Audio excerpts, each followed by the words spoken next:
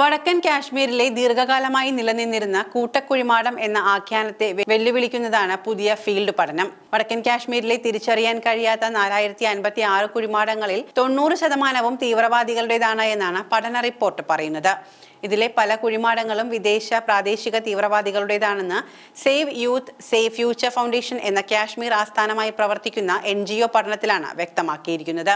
അൺറാവലിംഗ് the truth, a critical study of unmarked and unidentified graves in Kashmir valley എന്ന തലക്കെട്ടിലുള്ള report Kashmir ആസ്ഥാനമായുള്ള save youth save future foundation നടത്തിയ പഠനത്തെ അടിസ്ഥാനമാക്കിയുള്ളതാണ്.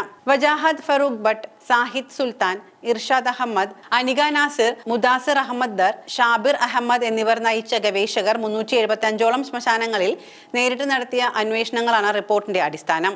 അതിർത്തി ജില്ലകളായ വടക്കൻ കാശ്മീരിലുള്ള ബരാമുള്ള, കുപ്വാര, ബന്ദിപ്പോര എന്നിവിടങ്ങളിലും സെൻട്രൽ കാശ്മീരിലെ ഗന്ദേർബാലിയിലുമാണ് ഇവർ പഠനം നടത്തിയത്. ജനങ്ങൾ ഫണ്ട് ചെയ്യുന്ന ഈ സംഘടന അവരുടെ ഉദ്യമം ആരംഭിച്ചത് 2018-ലാണ്. 2024-ൽ ഗ്രൗണ്ട് വർക്കുകൾ പൂർത്തിയാക്കി. അതിനുശേഷം വിവിധ സർക്കാർ സ്ഥാപനങ്ങൾക്ക് വിതരണം ചെയ്യാനായി അതിന്റെ റിപ്പോർട്ടുകൾ തയ്യാറാക്കുകയായിരുന്നു ഇവർ ചെയ്തത്. കാശ്മീർ താഴ്വരയിൽ സംഘർഷം സൃഷ്ടിക്കാൻ അതിർത്തി കടന്നെത്തുന്ന അനാവശ്യ വ്യാഖ്യാനങ്ങളെ എതിർക്കാൻ കഴിയുന്ന കൃത്യമായ തെളിവുകളാണ് പഠനത്തിലുള്ളത് എന്ന് ഗവേഷണത്തിന് നേതൃത്വം നൽകിയവരിൽ ഒരാളായ വജാഹത് ഫറൂഖ് പറയുന്നു.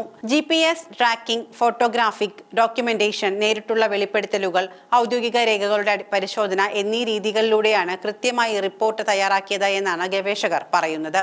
ഭരണകൂടം സ്പോൺസർ ചെയ്യുന്ന അതിക്രമങ്ങളുടെ തെളിവായി ഈ ശ്മശാന സ്ഥലങ്ങളെ ചിത്രീകരിച്ച ചില അഭിഭാഷക ഗ്രൂപ്പുകളുടെയും അന്താരാഷ്ട്ര സംഘടനകളുടെയും വാദങ്ങളെ ഈ റിപ്പോർട്ട് പൊളിച്ചടുക്കുന്നുണ്ട്. 4056 കുഴിമാടങ്ങളുടെ വിവരങ്ങളാണ് ഗവേഷക സംഘം ശേഖരിച്ചിരിക്കുന്നത്. വിവിധ താൽപര്യങ്ങൾ മുൻനിർത്തി പ്രവർത്തിക്കുന്ന സംഘങ്ങൾ ഉയർത്തിയ അവകാശവാദങ്ങളിൽ നിന്നും തീർത്തും വ്യത്യസ്തമാണ് പുറത്തുവരുന്ന പഠന റിപ്പോർട്ട്. രാജ്യത്ത് കടന്നുകയറാൻ ശ്രമിക്കുന്നതിനിടയിൽ കൊല്ലപ്പെട്ട വിദേശ തീവ്രവാദികളുടെ കുഴിമാടങ്ങളാണ് ഇതിൽ 2493 എണ്ണവും, അതായത് ഏകദേശം 61.5%. ഇത്തരം വ്യക്തികളെ തിരിച്ചറിയാൻ കൂടുതൽ തെളിവുകളൊന്നും ശേഷിക്കാറില്ല. അവരുമായി ബന്ധപ്പെട്ട സംഘടനകൾ ഏതാണെന്ന് വ്യക്തമാക്കാതെ പോകുന്നതിന് കാരണവും ഇതാണ്. ഇത് ചൂണ്ടിക്കാട്ടിയാണ് പാകിസ്ഥാൻ പലപ്പോഴും അവരുടെ ഇടപെടൽ നിഷേധിക്കുന്നതും. ഗവേഷകർ പരിശോധിച്ചതിൽ 1208 കുഴിമാടങ്ങൾ, ഏകദേശം 29.8% കാശ്മീരിൽ നിന്നുള്ള പ്രാദേശിക തീവ്രവാദികളുടേതാണ്, കൊല്ലപ്പെട്ടവരാണ്. അവരുടെ കുടുംബാംഗങ്ങൾ തന്നെ വെളിപ്പെടുത്തിയതോ അല്ലെങ്കിൽ കമ്മ്യൂണിസ്റ്റ് ടെസ്റ്റിമോണിയലുകളിലൂടെയോ ആണ് ഇക്കാര്യങ്ങൾ ബോധ്യമായത്. ഇതിൽ സാധാരണക്കാരായ ആളുകളുടെ 9 കുഴിമാടങ്ങളും ഉൾപ്പെട്ടിട്ടുണ്ട്. ഇത് മുഴുവൻ കുഴിമാടങ്ങളുടെ 0.2%. പല ആരോപണങ്ങളും അടിസ്ഥാനരഹിതമാണ് എന്ന് വ്യക്തമാക്കുന്നതാണ് ഈ പുതിയ റിപ്പോർട്ട്. 1947-ലെ കാശ്മീർ യുദ്ധത്തിൽ കൊല്ലപ്പെട്ട ഗോത്ര വിഭാഗത്തിലെ കടന്നുകയറ്റക്കാരുടെ 70 കുഴിമാടങ്ങളും ഇതിൽ ഉൾപ്പെട്ടിട്ടുണ്ട് എന്ന് പഠനങ്ങൾ ചൂണ്ടിക്കാട്ടുന്നു. കൂടാതെ ഇതിൽ ഉൾപ്പെടുന്ന 276ഓളം കുഴിമാടങ്ങളിൽ ഫോറൻസിക് അന്വേഷണം നടത്തണമെന്നും DNA പരിശോധന അടക്കമുള്ള ആധുനിക രീതികളിലൂടെ ഇവരെ തിരിച്ചറിയണമെന്നും ഭട്ട് ആവശ്യപ്പെടുന്നുണ്ട്. പഠനത്തിന്റെ ഭാഗമായി ഗവേഷകർ സമീപിച്ച ആളുകളും അവർ നൽകിയ വിവരങ്ങളും റിപ്പോർട്ടിനെ സ്വാധീനിച്ചിട്ടുണ്ട്. ഓഖാഫ് പള്ളി കമ്മിറ്റിയിലെ അംഗങ്ങളും പുരോഹിതന്മാരും കുഴിമാടങ്ങൾ കുഴിക്കുന്നത് വർഷങ്ങളായി തുടരുന്നവർ, കാണാതായ ആളുകളുടെയും പ്രദേശ തീവ്രവാദികളുടെയും കുടുംബാംഗങ്ങൾ, ദീർഘകാലമായി പ്രദേശത്ത് താമസിക്കുന്ന അവിടുത്തെ ശവസംസ്കാര രീതികളെക്കുറിച്ച് കൃത്യമായ വിവരങ്ങൾ കൈമാറാൻ കഴിയുന്നവർ, ജയിൽ മോചിതരായ അല്ലെങ്കിൽ കീഴടങ്ങിയ മുൻകാല തീവ്രവാദികൾ എന്നിവരിൽ നിന്നെല്ലാമാണ് ഗവേഷകർ വിവരങ്ങൾ ശേഖരിച്ചത്. അന്താരാഷ്ട്ര തലത്തിലുള്ള ചില സംഘടനകളടക്കം ഈ കുഴിമാടങ്ങൾ പ്രദേശവാസികളുടേതാണ് എന്നും രാജ്യം സ്പോൺസർ ചെയ്ത ക്രൂരതയുടെ തെളിവാണ് എന്നും അവകാശം ഉയർത്തുന്നുണ്ട്. ഇതെല്ലാം തള്ളിക്കളയാൻ സാധിക്കുന്ന കൃത്യമായ തെളിവുകൾ അടക്കമാണ് റിപ്പോർട്ടിലുള്ളത് എന്ന് ഗവേഷക സംഘം പറയുന്നു. 1990-നും 2000-നും ഇടയിലാണ് ഇവിടെ കുഴിച്ചുമൂടൽ നടന്നിരിക്കുന്നത്.